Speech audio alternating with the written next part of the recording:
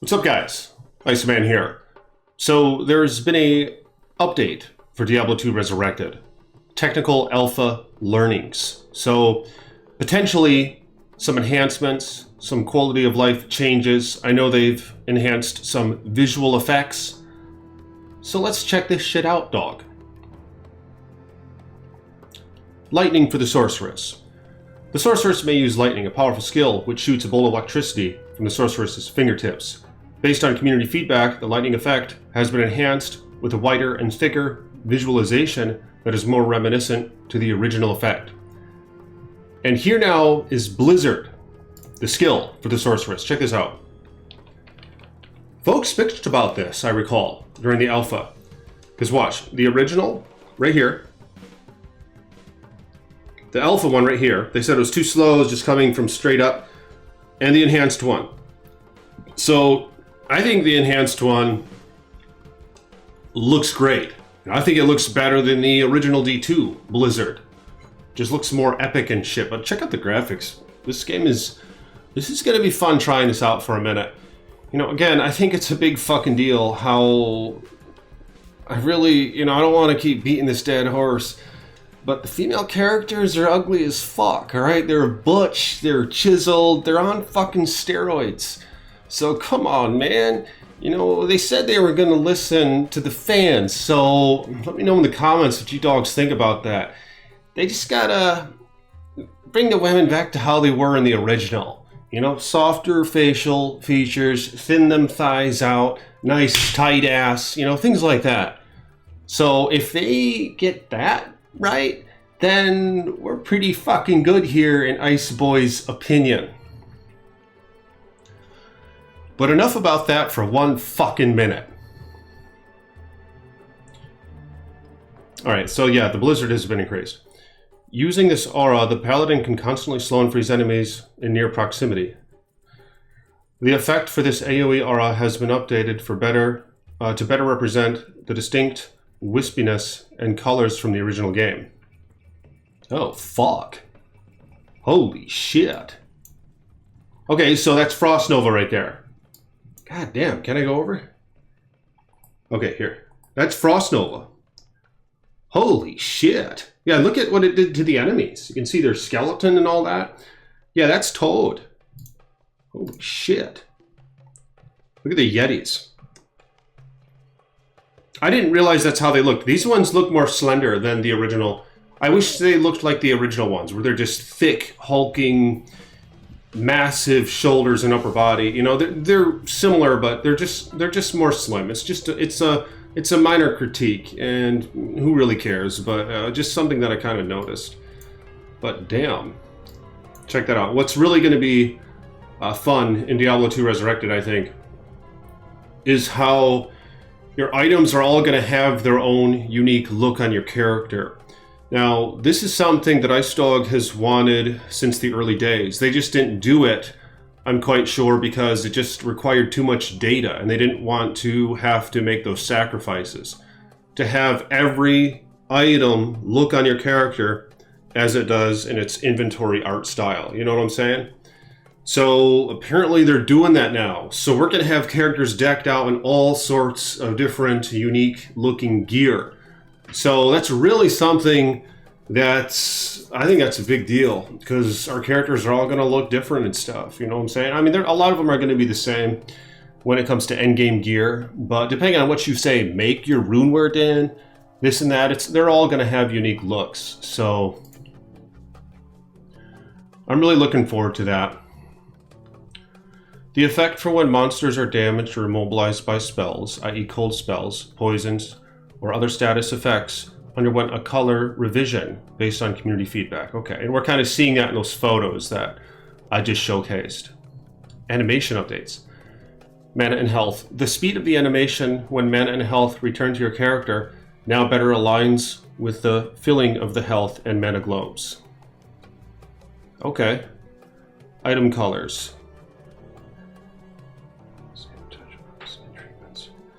The color of scroll gem and potion icons has been amplified to bring out the more brilliant colors, bring more attention to the focus points, and add clarity to the image. Quality of life, really. Like PD2, for example, added a lot of quality of life changes. Large inventory, big as fuck stash, and other things. Stackable runes even. But of course, there's an argument to be made against the stackable runes. Some of you toads have been mentioned in the comment section how if we could just all stack a bunch of runes, then it's going to hurt the trade market. Because there's part of that gathering squirrel instinctive nature where we have to choose. Are we going to take up more space with these runes or make tedious mules? Or are we just going to not and just trade for them later? You know, opening up a market for folks who specialize in collecting low to mid runes. You know what I'm saying? Even though pretty much everyone collects mid runes, but low runes. Quality of life elements reflect a broad range of features designed to make games easier to play without impacting core gameplay. If appropriately implemented, quality of life changes can enrich the game's playability and make it more fun.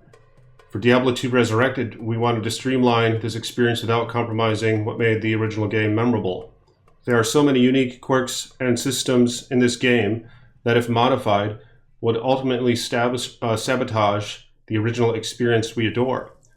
So we've exercised restraint to protect the authentic experience, while also considering player feedback throughout our development process. And that's good news, because I think that's what these mods have to balance and struggle with. You don't want to change the core gameplay and shit, the core experience so much. So it's a tricky thing to tamper with, you know what I'm saying? From auto gold pickup, large font modes, UI scaling, and gamma contrast settings to enhance readability, we've taken strides to equip players with customization options to suit their needs. With these options, players may tweak the visibility of their HUD and graphics. That's great news. Finding the ideal balance between beautiful and gritty, or whatever their preference may be. We'll be touching on our efforts to make Diablo 2 Resurrected more accessible in a later, more detailed blog post. This is all good news so far, from what I can tell. User interface settings.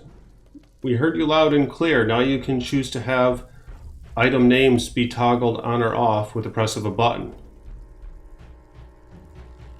Or keep the original press and hold method. Okay, we leave it at your discretion. Go to your user interface settings to toggle them item names on or off. So that's good news. Shared stash and storage updates. Shit. After careful deliberation, the shared stash will now have 3 tabs. I wonder how large the tabs are going to be, rather than just one. Many players felt one tab wasn't enough, and I agree with that. It's nice having a large stash in Project Diablo 2 and Path of Diablo mods. When it comes to a player's personal storage chest, we understand it's serious business. This change will enable players to better organize their loot across 3 tabs. 100 slots each. Shit. I don't know how many slots are in the original stash. I'll have to look that up. Of storage space and store many more items. Wow. What about the shared? The shared stash. Okay, the shared stash will now have 3 tabs. All right. So that's great. Yeah, this will save us from throwing shit on the ground and losing it because of game drops when you try to come back with a meal. The compare tooltip that propagated on every item, hold button to compare, can now be toggled on or off if the user interface settings under the show item tooltip hotkeys. Many players thought this prompt added unnecessary clutter to their HUD, so that's great news. Yeah, we don't really need that, but I don't mind having it. Auto map improved. The auto map has always enabled players to better navigate the game by providing a faint overlay of their level by clicking the tab key. We've implemented new assets to improve the readability of the auto map. For example, the faint overlays color has been tweaked, so they don't blend too much into the game world the player is exploring. Okay, yeah, that would be nice if we could manually fade the map in and out to our preference, you know what I'm saying? Maybe that's what they have going on. Map settings option update. The initial map settings caused some confusion in technical alpha. Now there will be a single map option with 3 settings. Those settings will be left minimap, right minimap, and center full screen. Simply enable your preference for how you want your map displayed on your HUD. I normally have it a big ass map in the center, and I'll just shut it off when I don't want it. Because I like it when it's right over your character and your character's in the center of it, you know what I'm saying? But some folks have probably become accustomed, and I wish I could become more accustomed to this, to having the map up in the top left or the top right.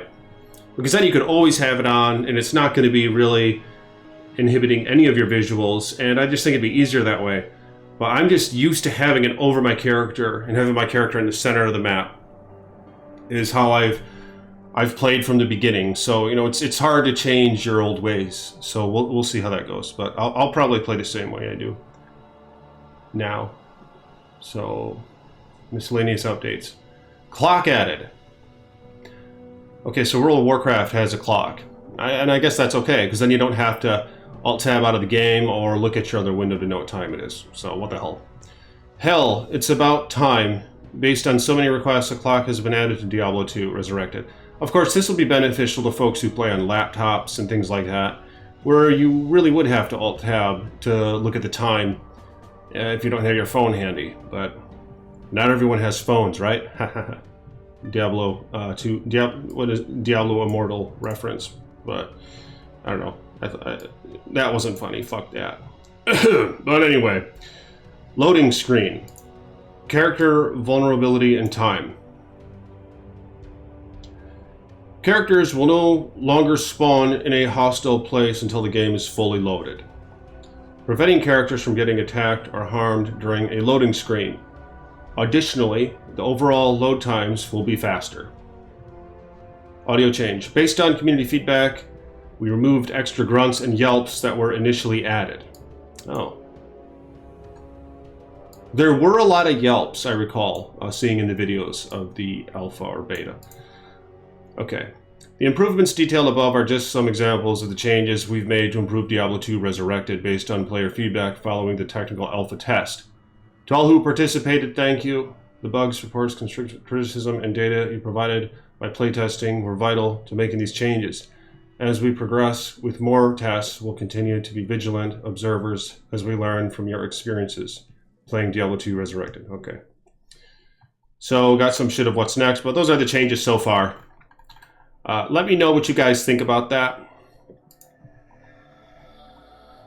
I think that's all good news, so it sounds good, and I'm looking forward to trying this out. And of course, Project Diablo 2, the ladder, Season 3 is coming up soon here, July 23rd, I think, so I'll be playing that for sure. And then, before that ladder's up, Diablo 2 Resurrected should be released, so we'll see how it goes. But let me know in the comments, what changes do you want to still see in Diablo 2 Resurrected, or do you not want to see any changes? Comment below your thoughts on these matters.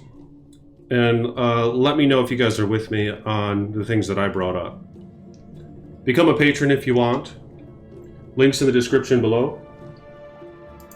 Thank you to my patrons for supporting me as you have. Again, Ice Boy's cheap as fuck, so your contributions go a very long ways.